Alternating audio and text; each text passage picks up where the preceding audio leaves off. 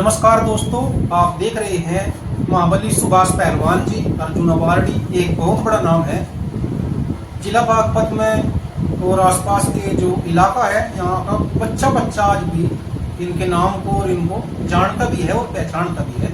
तो नमस्कार पहलवान जी। पहलवान जी, सबसे पहले तो आप यही बताओ कि आपका जन्म किस सन में हुआ था और कौन सी जगह पे था? जन्म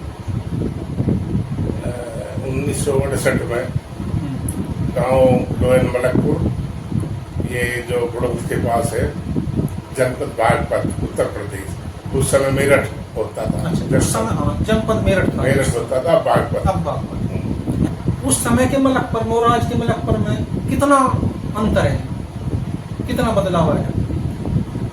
बदलाव तो समय के साथ बहुत बदलाव है, लेकिन उस समय में अपना ये बदलाव है कि पहले सिर्फ हमारे गांव को लोयन मलकपुर कहा जाता था, अब पहलवानों का गांव कहा जाता है। हाँ जी, तो ये बहुत बड़ा बदलाव है, क्योंकि हमारे यहाँ बहुत खिलाड़ी कुश्ती में, कबड्डी में अंतर्राष्ट्रीय स्तर पे जिन्होंने अपने देश का नाम रोशन किया है, इस तरह के खिलाड़ी हमारे गांव में है।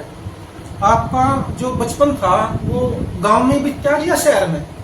नहीं, मैं बचपन था तो 10-11 साल तक मैं गांव में रहा, यानी 5वीं क्लास तक मैं गांव में पढ़ी। उसके बाद मैं दिल्ली अखाड़े में चला गया था, गुरु हनुमान जी के अखाड़े में। अच्छा, आपके गांव में अखाड़ा था कोई या था नहीं उस समय पे?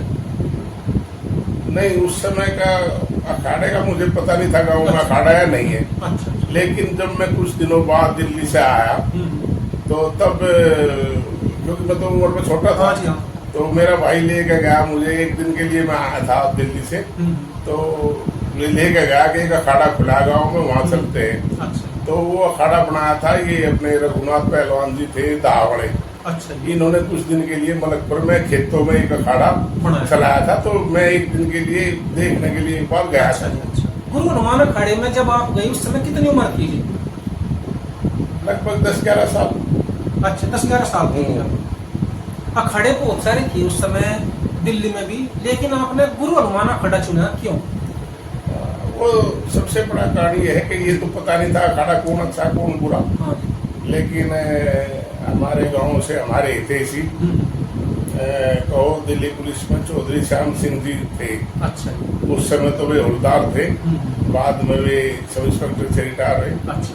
तो वे उस अखाड़े में कभी उन्होंने खुद भी कभी प्रैक्टिस की थी। तो उन्होंने कहा यहाँ घर बात चली, तो उठना बैठना था, अच्छे संबंध थे। तो उसने कहा कि मैं सुभाष को अखाड़े में छोड़ना चाहिए। मेरे पिताजी की इच्छा थी कि इसको पहलवानी कराए, तो उसने कहा कि गुरु जी का अखाड़ा सबसे अच्छा रहेगा, क्योंकि वो मेरा देख रहा है। तो वही वहाँ मुझे लेके गए गुरु हनुमान अखाड़े में। जब आप गुरु हनुमान अखाड़े में गए तो उस समय कौन कौन पहलवान वहाँ पे हुआ करते थे? उस समय तो बहुत पहलवान वहाँ थे, यानी हिंदुस्तान में जो सबसे तगड़े पहलवान थे वे गुरु हनुमान जी के अखाड़े में ही थे। अच्छा। जैसे भारत के श्री सतपाल पहलवान जी, श्री जगवंदर पहलवान जी, श्री सतबीर पहलवान जी, कृष्ण कुमार थे आगरे वाले, बहुत अच्छे पहलवान वे थे। और करतार पहलवान जी जो एशिया चैंपियन रहे, है ना। और ये सुदेश भी होगा? हाँ, सुदेश पहलवान जी छोड़ गए थे उसके अपने, शायद थोड़ी करते थे, है ना।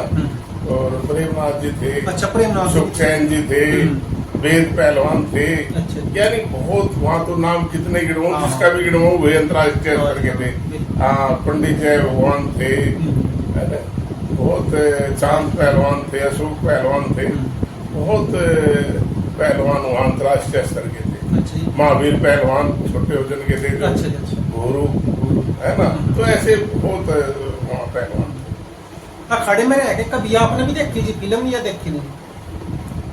नहीं, एक बार मैं चला गया था। अच्छा। देखने के लिए, लेकिन वो उसी दिन किसी एक दूसरे ने शिकायत कर दी। हमारे जो रामधन पहलवान जी थे वहाँ जो कोच थे, अच्छा, उनको किसी ने शिकायत कर दी। और रात का शो था, 9 से 12 का था शायद, तो वे वहीं पहुँच गए। अच्छा। और हमें दिखाई दे गए तो हम भाग लिए, पीछे पीछे भाग लिए, तो हाथ तो उनके नहीं आए, हम अखाड़े में आके घुस गए। लेकिन उन्हें आने के बाद फिर गाड़ियाँ वगैरह बहुत थी, तो उस दिन के बाद फिर कभी। तो अखाड़े में आपके पास में मतलब गांव से कौन कौन मिलने जाया करता था?